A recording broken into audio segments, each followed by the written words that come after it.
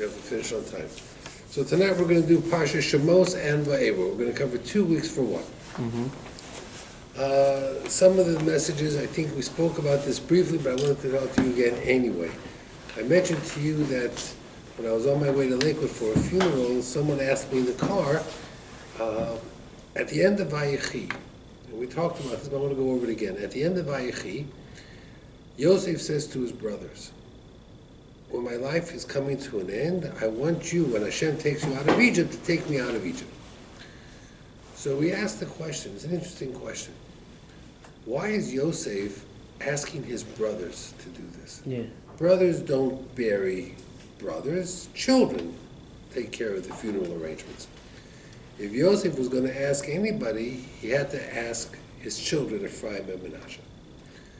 So one of the answers we gave was that Yosef said to the brothers, how did I get here? You brought me here. You brought me here, it's your job to take me out from here. The same way Yaakov said to Yosef, why did I come to Egypt? I was very happy in Canaan. I came to see you. So it looks like I came to see you, your job is to take me out. We gave a second answer that's very important, and that's when you do kindness to a person, a true Baal Chesed, a person who does kindness, gives the person a chance to pay back. Bless you. Yosef said to his brothers, all these years I fed you, I clothed you, I housed you, I took care of you. So you feel indebted to me. I'm going to give you a chance to pay me back. You take charge of taking me out of Mitzrayim. Now in the end, it wasn't Ephraim or Manasseh who took Yosef's body out of Mitzrayim. It wasn't? No. It was Moshe. Part of it was that Moshe was the only one who could find where the body was. The body was, laden with heavy metal and sunken into the Nile. So, because maybe Paro thought Yosef would bless the Nile, so it was in the Nile. And then they couldn't lift it up. Only Moshe had the ability through Kabbalistic methods to lift it up. So Moshe took Yosef's body out of Mitzrayim. And Moshe kept the body near his tent, which was really unusual because Moshe was like the Kohen and the Levi, and Aaron was the Kohen, and the Mishkan was right there. The last place you expect to find a dead body is in that area where you have Kohanim and the Mishkan and Tameh, But Moshe took a lot of responsibility. So Moshe took responsibility. So it was actually Moshe who took care of Yosef. And everything, we say there's reciprocity. One good deed deserves another.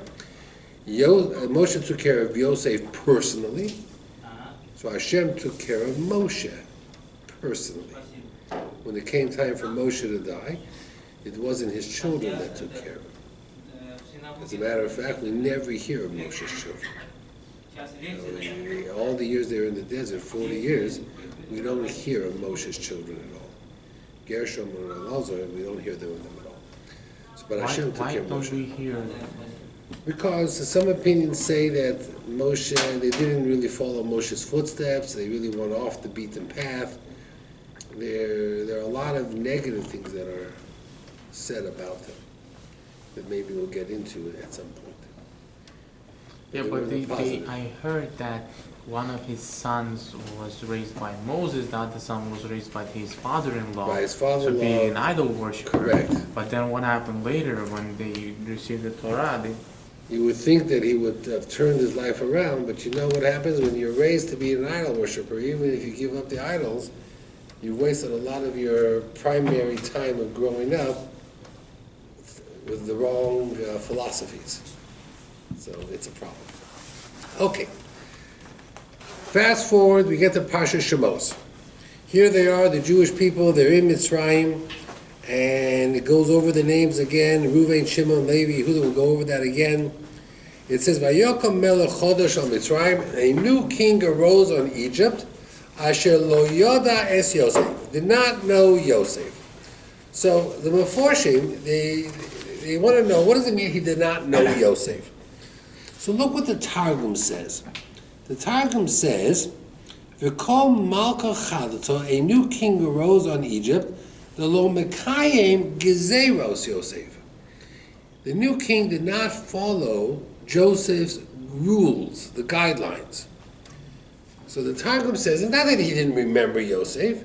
He just says, oh, those laws, those were Yosef's laws. We don't have to do them anymore. So they all want to know, what were the laws that Yosef, passed that they don't want to do? So the answer, Rashi brings it down earlier. Yosef told the Egyptians, you want food? No problem. You have to be circumcised. Now, the reaction of the Egyptians at first was, why should we be circumcised? We know that trick. You guys did it in Shechem. You circumcised everybody, then in the middle of the night you went in and you killed everybody. We don't want that. We know that trick. So they ran to Paro. And they said to Paro, Yosef wants us to be circumcised. It's a trick. So Paro says, okay, how come you didn't save food? You knew the bad years were coming. You could have saved food during the good years. He says, we did save food. So what happened? It all rotted away. So he says, well, the Yosef controls everything. Imagine, he made all your food disappear. He could make us disappear. We better do what he says because, we're going to be dead no matter what. Now, the Tosos Harosh, he asks the question, he says, okay, why did Yosef want the Egyptians to be circumcised? Mm-hmm. So one answer was that Egypt were descendants, if you trace them back, from Avraham Avinu, the Bnei Keturah. Mm-hmm. And the children of Avraham had to be circumcised, because that was Avraham's philosophy. So Yosef felt, the Rambam brings this out. Ishmael? Yeah, he says they came from the Keturah, Ishmael, Hagar. They were Ishmael's brothers. So he says, Yosef believes they had to be circumcised because that was Avraham's instructions. Mm-hmm. So he was just following Avraham's roots. But he gives a different answer. The Maharal gives a different answer, very interesting answer. He says, you know what Jews do? They like to follow the crowd. They like to fit in. So Yosef says, I know my people. If the Egyptians are circumcised, the Jews will be circumcised. But if the Egyptians stop the circumcision, so will the Jews. Mm. Now, was that true? The answer is yes. In Egypt, were the Jews circumcised? No, not at all. The only ones that were circumcised were Shevet Levi. When was this corrected? During Makas Choshet, during the plague of darkness. That's when everybody got circumcised. And those who didn't get circumcised died. 80% died. So Yosef says, I know these people. Jews like to fit in. Wherever they go. They move to Germany, they like to fit in. They move to America, they want to be Americans. Moshe becomes Mark, they change their names, they change the way they dress, their clothes. I know these people. So Yosef says, I want to make them stay Jewish. And therefore, if I want them to stay Jewish, I have no choice but to make the Egyptians circumcised. So it was an interesting approach. Now, we fast forward the story a little bit more. Moshe is born, his mother puts him into the Nile River. That day, who goes for a bath in the Nile River? The daughter of Paro. Doesn't say her name, it just says the daughter of Paro. We know that her name eventually became Bitya. Bitya means the daughter of God. Why did she go to the Nile? There's a difference of opinion. Some people say she had leprosy, and she was washing. The Nile was supposed to be a holy water to wash away the leprosy. Other people say that she went because she wanted to wash away the idols of her father's house. Now, that means she wanted to convert. Well, it wasn't possible to convert because there was no Torah yet. You could only convert to accept Torah. But what she did do was she washed away her father's so-called idols to purify her soul, to make her more receptive to whatever was next. She didn't know what was next. Eventually, she embraced Hashem. But for now, she just wanted to get rid of the idols. So she went for a bath, like a mikvah, to get rid of the idols. Who does she see? She sees a basket with a baby inside. Could she reach the basket under normal circumstances? No, it was too far. But she tried anyway. And whether her hand stretched out or the basket floated closer to her, whatever it was, there's a lesson to be learned. What's the lesson? In life, some things may look impossible, but we try anyway. That means a good Jew never says, can I do this? A Jew says, do I need this? If I need it, I'll do it. How, what, where, I don't know. We don't have to figure it all out, but there's a lesson in life that even though b'derech hateva, under normal circumstances, success would be impossible, but it makes no difference. We make the effort anyway. I mentioned to you 2 weeks ago that I was in Lakewood for a funeral. This Rabbi Krohn's brother, Kalman Krohn, passed away, and he had some very interesting approaches. There's a story that my brother-in-law told me that I don't know if I told this to you, he went into class. One day he was teaching in class for a while. He went into class in the morning, and the kids were snacking on food. So he said to the kids, what are you eating? So they said, Bacos. What? Bacos, B-A-C-O-S. Bacon. Artificial bacon. Has an O-U on it. So they show them, look, Artificial it's bacon. artificial bacon, it has an O-U. It tastes like bacon, but it's not real bacon. Well, he wants dessert. He says, I'm not going, he closed his Gemara, he says, I'm not teaching Gemara to a bunch of kids that are eating bacon. So, of course, the kid says, we're not eating bacon, it's artificial bacon. He says, I don't care if it's artificial bacon. I'm not teaching kids who have the word bacon in their mouth. I'm not teaching them the holy words of the Gemara. He says, you all have to go to the mikveh, and if you don't go to the mikveh, I'm not going to teach you. So he says, the story goes that of the 18 kids in his class, 16 went to the mikveh that night. 2 didn't. Boys? Boys. And the 2 that didn't, after time, years later, weren't firm anymore. They didn't stay religious. Now he had this, this feeling, this belief that it was important. It was important that you are what you eat. And he didn't believe in indulging in what we call gashmiut. In the pleasures of this world. I heard a story that someone went to the Chazon Yecheskel, Rabbi Yecheskel Abramsky, who was chief rabbi in London for a while, and then he moved to Israel, and he says, I have to have a blood transfusion. Could you daven for me? So Rabbi Abramsky says, I daven every day that I should never have a blood transfusion. He says, yeah, where? It says in Birkat HaMazon. It says, Lo lidei matnat basar v'dam. I shouldn't need the charity of basar v'dam, blood and meat, which means a person. That means what it means is I shouldn't have to come on to people for support. But he says, you know how I understand it? I shouldn't need basar, organ transplants, and dam, blood transfusions. That's how he interpreted it. He says it can have a double meaning. He says, in davening, how are you? Things can have a double meaning. It says, someone from Aaron said something as follows. It says, no saying lechem l'chol basar. Hashem gives food, right? No saying lechem. Hashem gives bread, food, l'chol basar, to all people. That's what we say in Birkat HaMazon. Thank you, Hashem. You give food to everybody. This guy from Aaron says, you know what it means to me?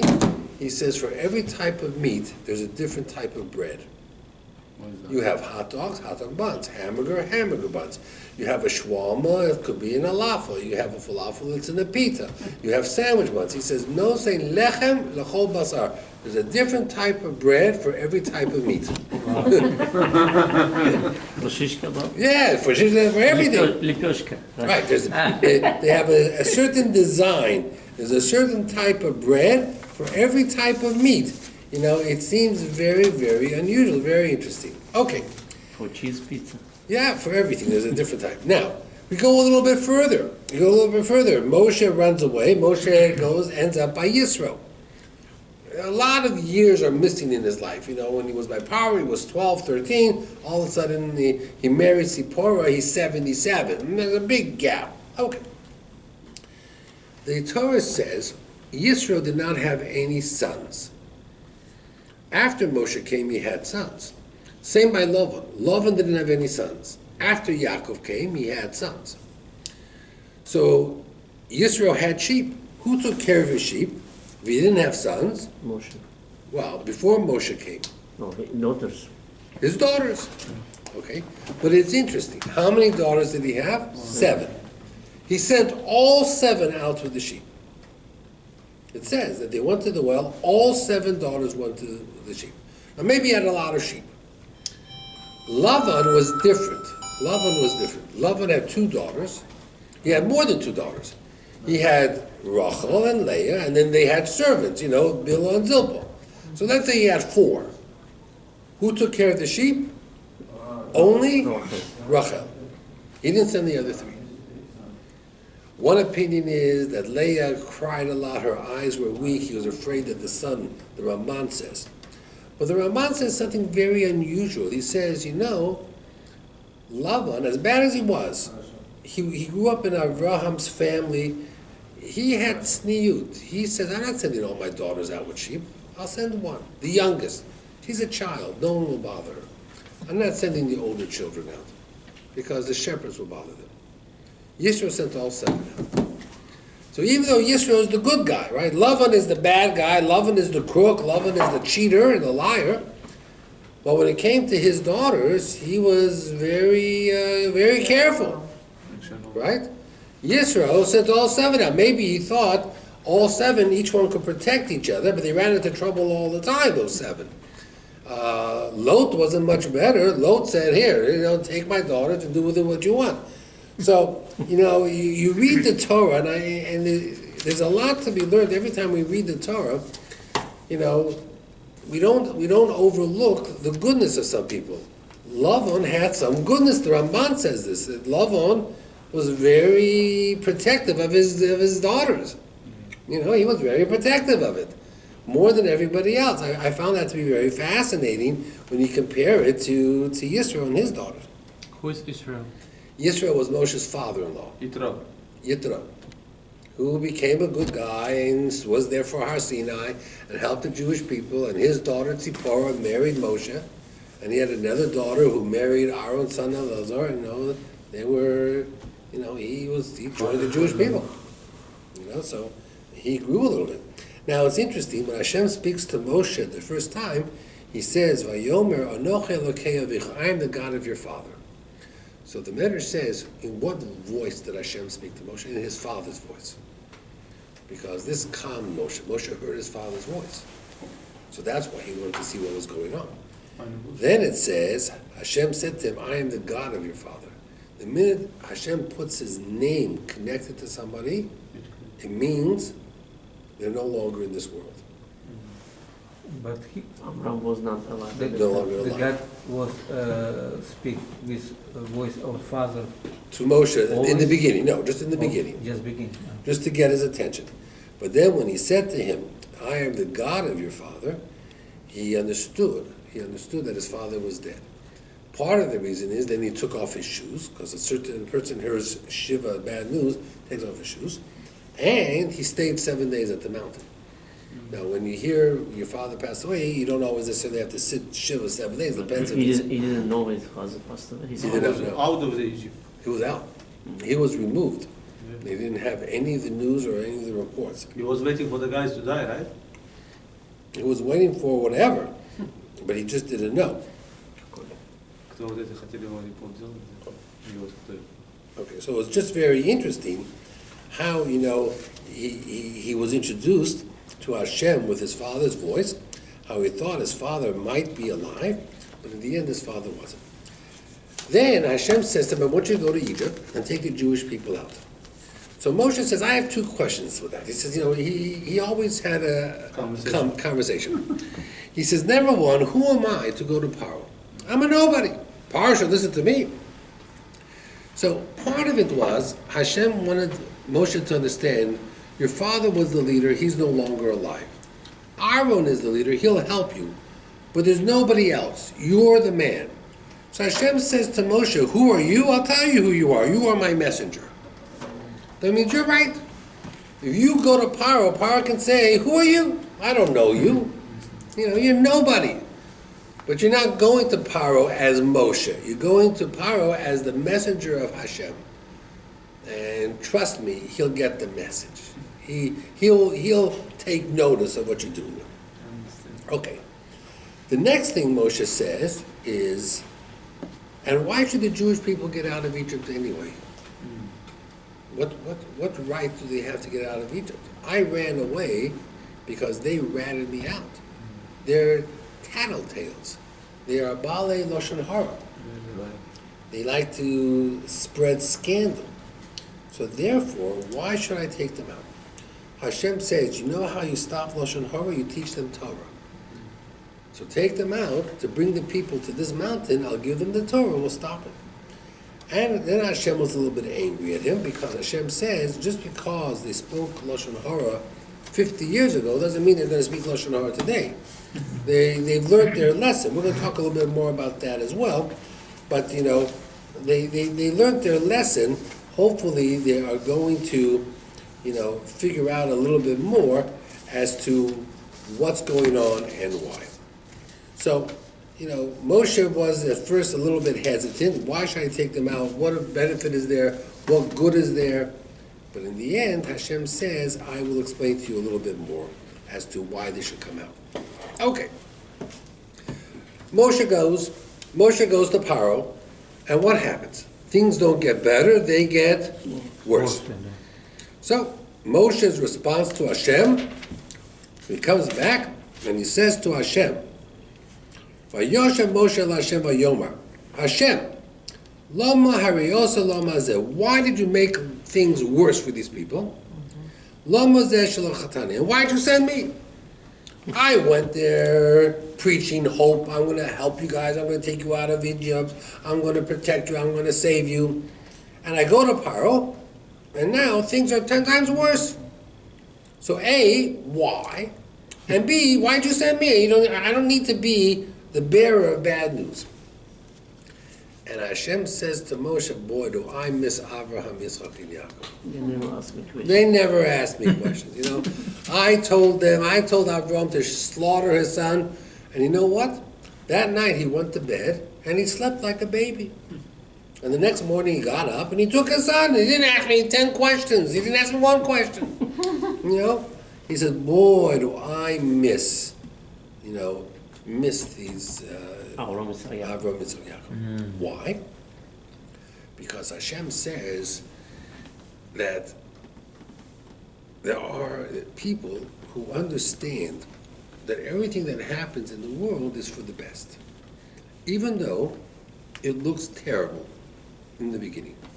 He says, I'll give you an example. The Jewish people, they left Egypt quickly, and they left Egypt before their time.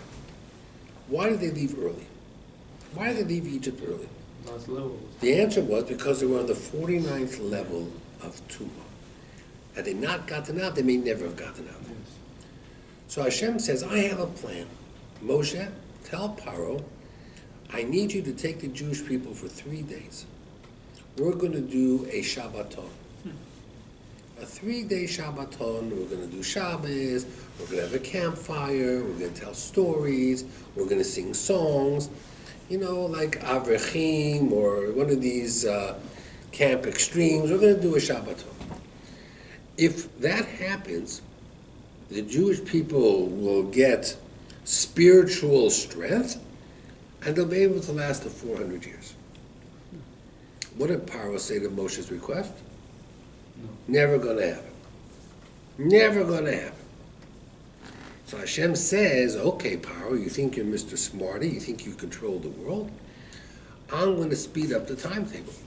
I'm going to take the slavery, make it intense for the next 6 months or a year, and this way we will cover another 200 years in 200 hours. And then they're going to go out early. That means Hashem is saying to Paro, you know why the Jewish people are leaving now? It's your fault. I had a plan. You could have enjoyed them for another 100 years. Right? 200 years even. But you were stubborn. You think you're smarter than me. I have a plan. So he says to Moshe, what looks bad to you is going to save lives. Right? It's going to save lives. You know, a kid comes running into the room saying, there's a guy out there with a knife. He's like, he's crazy. And you run out and there's a doctor, you know, performing surgery.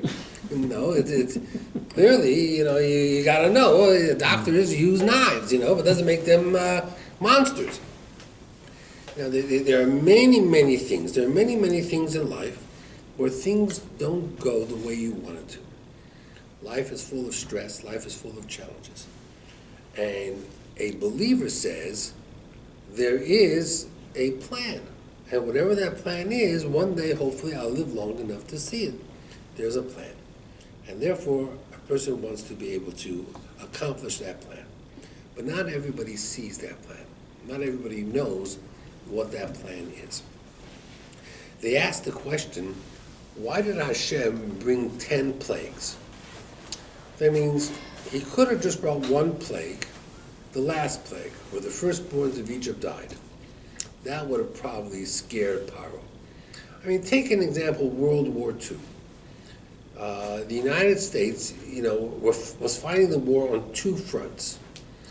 They were fighting Germany in Europe, and they were fighting the Japanese in the Pacific.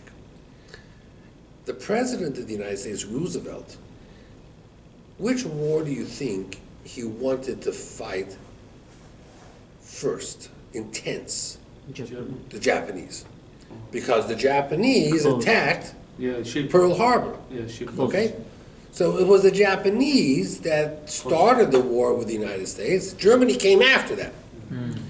Churchill, who had been fighting, you know, in Europe already, the Germans, begged Roosevelt, Europe first, Germany first. I know the United States is angry at Japan. Please, Japan is not the real enemy.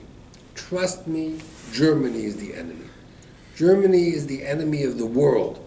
Germany first, and then Japan. Okay? So, Churchill agreed. Roosevelt agreed. And they fought the Pacific, and it took a long time, the Pacific, but they put in all their sources into Europe, and Germany fell. Victory in Europe was in May 1945. The war in Japan was still going on. Then, by that time, Roosevelt had died, and Truman took over. Now, Truman says, with Japan, we're not going to play games. We're not going to go another 10 years of fighting Japan. They had a weapon that they had just finalized, the atomic bomb. They never used it against Germany, but they used it against Japan. In August, one day it was Hiroshima, and 3 days later it was Nagasaki. And within those 3 days, hundreds of thousands of Japanese people died. And Japan just surrendered, you know. They just, that was it. Another bomb, there would be no Japan. That's it. That was it. He didn't go, oh, there'll be 10 plagues and we'll have an invasion of the, we'll take it slow and we'll go step by. He said, no, none of this. I understand, Churchill, Roosevelt, I got that. But this war is over. We're going to end it now. And either you surrender or you're going to just wipe you off, and it's going to take a week, and we're going to be done in a week. There's nothing to talk about. And the United States, till today, still is asking Japan for forgiveness. That's the United States. That's what we do. We always say we're sorry. But what? After giving. Right after we Compared to Russia. Yeah, compared to the Russians never forgive or forget. The United States is very even quick. German always. Yeah, same thing. No, German say sorry. What? German. The United- They say sorry. Who did? Russian? No, German. Yes, the United States said. Yeah. Yeah, of course. And to the Russian too. Okay, so they asked the question, why didn't Hashem or Moshe just go to Paro and say to Paro, listen, either send the Jews out or all your firstborns are gonna die, and you're a firstborn, I mean, you're all dead. You know, like, drop the atomic bomb on One shot. Egypt. One shot. And the answer is, Hashem didn't want to do that. Because the makot, the plagues, were as much a punishment to the Egyptians as a learning exercise of the Jews. Hashem wanted to tell the Jewish people, I'm in control. There's a God in this world. I created this world. Most of the mitzvahs we have is because we were slaves in Egypt. Pesach, Sukkot, the Torah giving, Tefillin, all these things we talk about the Yetzias Mitzrayim. So it wasn't about just smacking Paro across the face and getting him to let the Jewish people go. It was also about teaching the Jews there's a God in this world. And each plague recreated creation of the world. There was darkness, there was light and darkness. There were animals created. It affected the food, it affected trees, it affected everything. As a matter of fact, it was such a recreation of the world that even though the world was originally created in Tishrei, which month do we consider the first month of the year? Nisan. Yes. So it was a brand new creation, a brand new world. That means Hashem recreated the world, which was the month of Nisan. They bring down the Al-Shech HaKodesh, very interesting Al-Shech HaKodesh.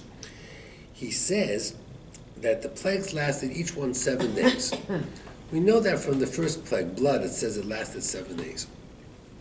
7 times 9 is 63. 9 plagues. The 10th plague only lasted 1 day. Makat B'chorot, the firstborns died at night. It was only 1 day. So there were 64 days of suffering that the Egyptians had. The word din, judgment, Daled Yud Nun, equals Gematria 64. Hashem says, I'm going to judge you. Judgment is 64. There were 64 days they suffered. That means the plagues of Egypt were very, very specific. 64 days. Okay. Now we understand some of the plagues. Let's go through some of the plagues. The first plague was blood. The Nile River turned to blood. I got that. Why? The Nile was their god. The Egyptians worshipped the Nile. The Nile was their supply line. All the cities were built on the Nile. The water of the Nile gave them farming. So Hashem says, you worship the Nile? I'm going to turn the Nile into blood. Your God can't protect itself. How's it going to protect you? I mean, you pray to the Nile, protect me, make me rich, everything else. I'm going to show you the Nile can't even cover itself. The frogs, that I understand also. If the water is all turned to blood and you're a frog in the water, where are you going to go? Anywhere else. You're going to get out of the water. I mean, so the fact that the frogs came out, that was normal. The third makkah was kinim, lice. Kinim comes from the word Cain. Cain means yes. Everybody said, yes, there is a God. Why? Because it was so small, the Egyptians couldn't duplicate it. Which is interesting, because the first makkah, the Egyptians could duplicate. They could turn water into blood. They could also create frogs. So, but that's like a person is a pool shark. He plays pool, and you play with him, he loses the first few games. Then the bets get higher and higher, and then he wins. Then he starts shooting and he wins. So he got the Egyptian sorcerers to come out of the hiding to say, yeah, we can do that, and we can do that. But by the third one, they give up. It was a trap. It was a trap. They couldn't do it because it was too small. Now, was this the first time we have water being turned into blood? Or did we have a case of water being turned into blood before? Before also. Where? See, that's the trap. If someone says, nah, this is the first time, so that I have no other question other than to say you're wrong. But if someone says, yeah, we had it before, then we ask them, where? And they say, I don't know. I'll tell you where, okay? Hashem and Moshe are having a conversation. So Hashem says to Moshe, what's that in your hand? Moshe says, a stick. Hashem says, throw it to the ground. Turns into a snake. Moshe runs away. Scary. Hashem says, come back, pick up the Stick. tail of the snake, and it comes back into a stick. Okay. Then Hashem says, take your hand, stick it into your pocket. Pull it out, leprosy. Got it? Stick it back in, Yeah. pull it out, gone. Then the third thing Hashem says is, what do you have in your hand? He says, well, it's the desert, I have a cup of water. He says, pour it out. Pours it out, it's blood. And he says, and if you pour it back, it'll turn into water. So Moshe and God had this trick already. Okay. So it's very interesting. The Sifrei Kabbalah, the Sifrei Machshava, they say as follows. They say there are 4 levels of creation. There is a domain. A domain means an object, like a rock. Then there is the next level, someach, trees that grow. They look alive, but they're not, but they grow. Then comes animals, and then comes people. They're the highest level of creation. Hashem says to Moshe, you want to know who I am? By the time you're through, all of Egypt will recognize I created the world from nothing to everything. Right? Take a stick. It's just a stick. It's an object like a rock. Throw it down, and it's going to become an animal. It's going to have life. And then put it back. Take a hand. You're a human being. Stick it in. Leprosy. A person who has leprosy in those days was considered as if you were dead, because leprosy was a disease that had no cure, incurable disease, terminal disease. Is it curable now? What? Is it curable now? No, not really. In those days, they were scared because it was so contagious. He says, show them. I can take a human being 1 minute and turn him into a dead man the next minute, and I can turn him right back. And if you question the power of life, what is life? The blood running through your veins? Yeah. I can create blood. He says, by the time you're through, Moshe, with your first meeting with Paro, you will show Paro that you control all creation. And the Nile River doesn't stand a chance. Okay. Moshe goes. Paro is a hard learner. He doesn't learn very fast. And we have a bunch of plagues. 10 plagues. Only this week we have 7. And next week we'll have the other 3. When you read the Haggadah, you read through the 10 plagues. What do we do each time we say one of the plagues? We have our cup of wine on the table. What do? Split. You spill. So, Sephardim take the cup and actually spill out from the cup. We Ashkenazim don't do that. We take our finger.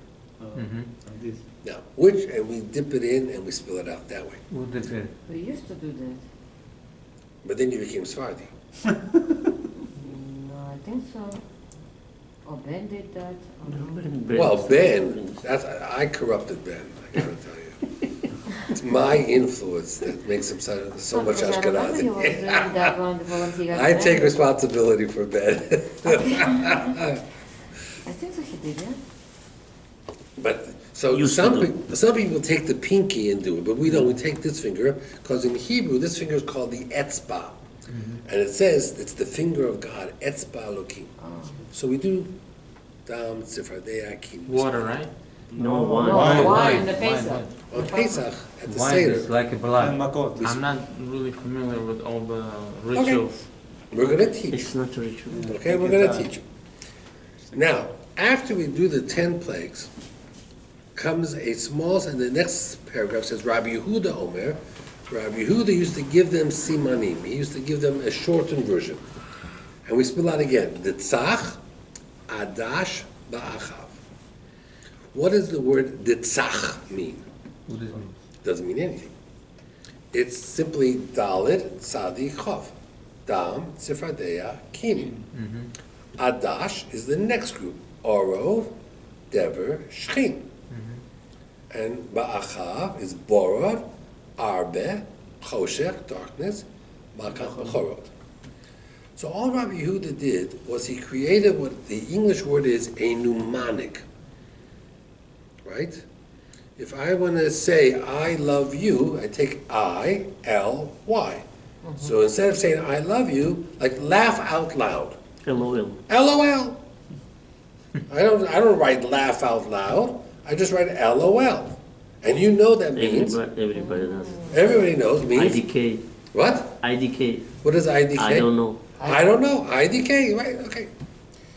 So I understand today when you text, you create these shortcuts. Sorry. It's no like Right? you, they put just the you. Just you, R. thank you, Yeah. you know, TU or whatever. TY, yeah. TY or TU, okay? I love, ILU, you know, it could be just like that. So I understand we do that when we take out our phones and we text, Abbreviation. right? But why did Rabbi Yehuda do it? That means here you're at the Seder, and Rabbi Yehuda gives a shortened version. So the joke was, Rabbi Yehuda was very poor, and he had a real small cup of wine. So he couldn't spill out 10 times. So he made it into 3, you know, and that was the joke, you know. He shortened it. You know, that was the joke. Save some.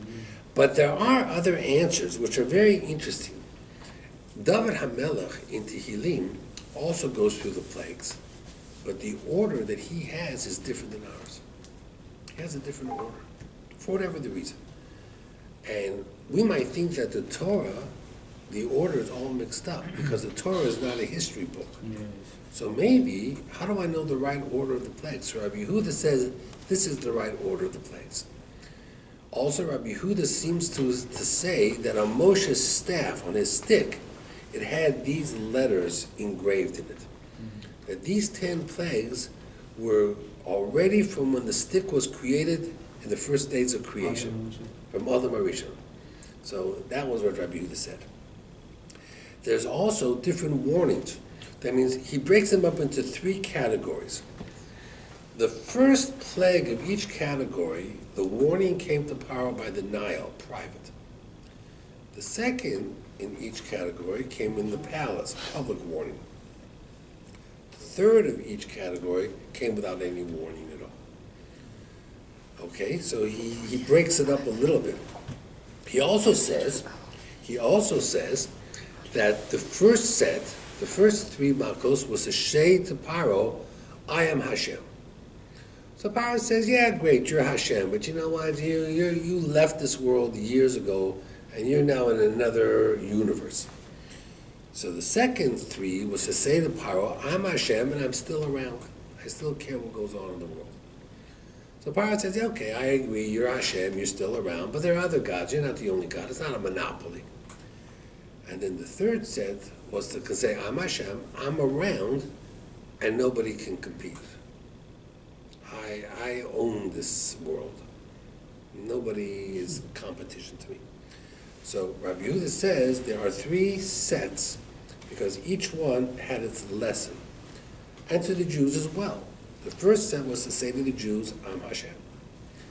I'm around. Don't worship idols because there's no one that can compete with me. So there were many different reasons. According to some opinions, the first 3 makot, who did them? Aharon. The next 3 makot, who did them was Moshe. The last set of makot, who did it? Hashem.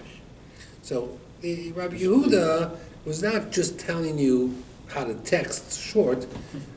He did have a reason behind it. The Noam Elimelech says that Paro said to Moshe, give yourself a sign. What he really meant to say is, give me a sign. He says, no, I don't need any signs. Magicians do magic. Everybody's impressed. Ooh, ah. The only one who's not impressed is the magician, because he knows the trick. He says, Moshe, I'm going to watch you. When you do the tricks, I want to make sure you also are surprised. That it should be such a trick that when it happens, even you say, whoa, I didn't expect that. You know? That means God did it. Because if you're not surprised, you know what that means? It means you know the trick. So I'm not going to be impressed. So while everybody's watching the stick and the snake and everything else, I'm watching you, Moshe. I want to see whether you jump or not. I want to see whether you're impressed with that. Okay.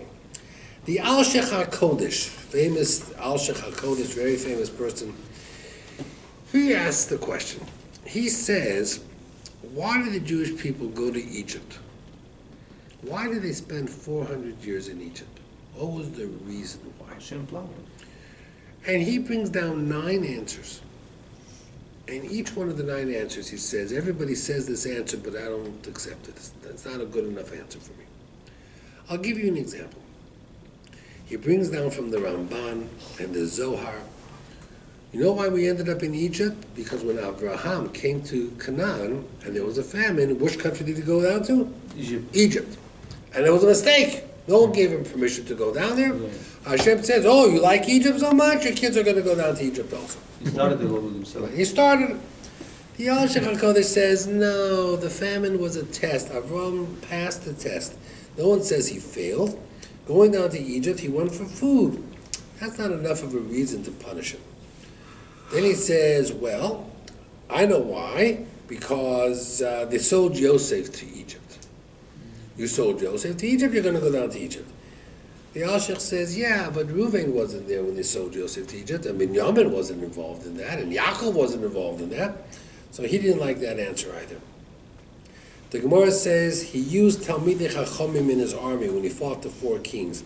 He doesn't like that answer. Shmuel says because Avraham Avinu says, how will I know that I will inherit? I have no children. Didn't like that answer. Rabbi Yochanan says because he didn't do kiruv. He didn't do kiruv. That's all Avraham did his whole life, made people closer to God. He says, yeah, but by Sodom he gave the people back. Why? Because he didn't want those people. The people of Sodom were corrupt. He didn't want them.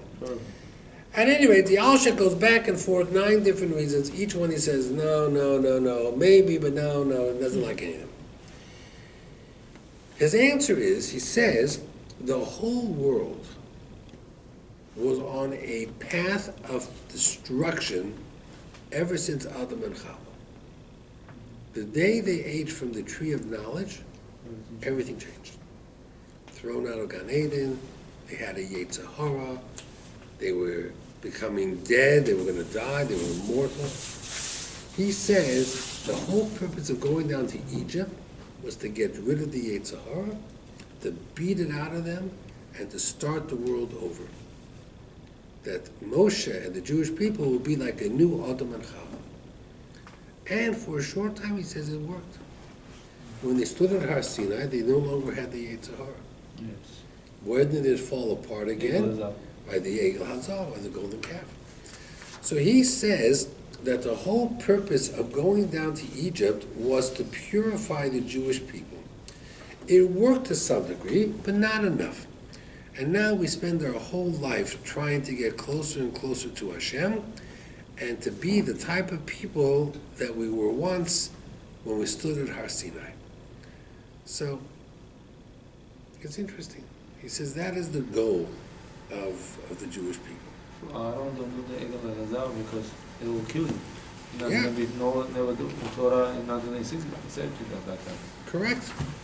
That's So- why he did it now. That's why he lost 2 sons because And that is correct. So, there are different reasons as to why, what for, and how for he went ahead to try to accomplish that. So that's what he wants to say, that there was a goal. Now, the truth is, the Egyptian experience was not a successful experience because there were 15 million Jews in Egypt, and how many Jews came out? Only 3 million, which means 12 million died. So most of the people died in Egypt. Last week we talked about the midwives, Shifra and Puah, Yocheved and Miriam. Pharaoh said, when the women are giving birth, make it look like the baby died in birth. If it's a girl, the baby can live. But if it's a boy, make the cord go around the neck. There's ways you can do that. And Shifra and Puah said, no, we're not going to do it, and Hashem rewarded them. The question was, do they have to risk their lives? That's a Jewish person. If someone holds a gun to your head and says, violate the Shabbos or I'm going to kill you. Drive my car on Shabbos or I'm going to kill you. What are you supposed to do? No, you say, give me the keys. why? Because the Torah says, v'chai b'hem. The Torah is a Torah to live by, not to die by. Mm-hmm. We don't have to die to keep the Torah. The only exception are 3 things. Worship idols or I'll kill you. You have to let yourself be killed. Commit incest or I'll kill you. You have to be killed. kill somebody or I'll kill you. You don't kill anybody. That's it. Anybody mean Jews or going to? Anybody. Jews, probably Jews, but let's say anybody for now. So, other than that, we violate. Does a non-Jew have the same obligation? If a non-Jew, for example, cannot eat Ephraim min achai, cannot eat. Someone goes to a non-Jew and holds a gun to it and says, "Yeah, I want you to eat that animal alive, or I'm going to kill you." The non-Jew says, "Okay, so I'll eat the animal alive." I mean, does a non-Jew have to die? No. No. The answer is no. Actually, it's the Gemara in Sanhedrin on Daf Ayin Daled goes through this. In ben Noach mitzava al kedushas Hashem or a mitzava. Does a ben Noach make a chilul Hashem or kiddush Hashem? And the Gemara comes out in the end that there is no obligation to sacrifice their life to save Hashem's name. So Yocheved and Miriam were not obligated to save these children. They could have let the children die. They could have. They didn't, and Hashem rewarded them for that. What? Right. They rewarded him, and he protected them from Paro. Paro could have taken revenge. But the fact remains that they were not obligated to do that. They were not obligated. Who? Yocheved and Miriam, the midwives. Is it a different Miriam or is it Miriam? No, it's the same. Moshe's Miriam's sister, Moshe's sister. And Yocheved they were the midwives. They were the people that everybody trusted. Now, they didn't give birth to all the children. They ran a midwife program. They probably had hundreds of people working for them. But they were the leaders. And when Paro called them in and gave them instructions, they said, sure, and they didn't follow. You mean they shouldn't? They didn't have to risk their lives to save these children. Jewish children. How The Jewish they Why? show the parole? They did Because they were not Jewish. And Goyim don't have to sacrifice their lives to follow. Miriam and Yocheved were not Jewish. There was nobody Jewish at that time. They were Hebrews. Uh-huh. The term Jews only came after Har Sinai. Okay, so they shouldn't. I mean, they could not do it. They didn't have to follow. obligation English. They didn't have to risk their lives. They could have done what Paro wanted, and no one would have faulted them. They did it to their credit, but they didn't have to. You were going to say something? Yeah, they didn't throw no kids in the Nile. The Egyptians passed a law that any kid, Yeah, I know. Jew or not Jew, Jew, yeah. should be thrown to the Nile. What they did? If they save every child, who go into the water? Well, that's the point, right? Yeah. Maybe they were quick to throw the Jewish children into the water, but he said even the non-Jewish children. And that wasn't going to fly. It's interesting. They say that there are 4 elements to creation of the world, right? Water, and earth,